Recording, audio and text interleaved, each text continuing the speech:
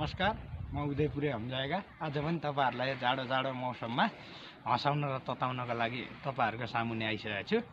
अब सुनौ है त।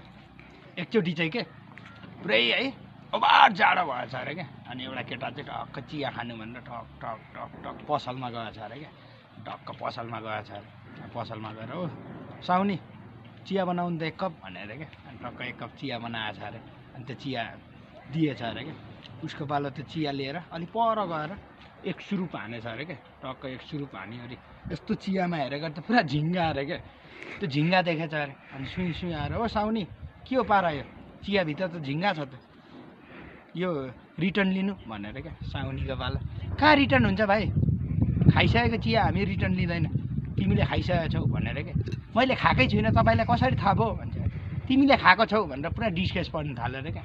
प्रमाण देखाउनु न त मैले कसरी खाएँ, मैले खाएकै छुइनँ यो चिया भनेर। अघिसम्म त्यो चियामा दुईटा झिङ्गा थियो, अहिले एउटा मात्र छ, तिमीले खाइसकेको छौ भाइ भन्छ।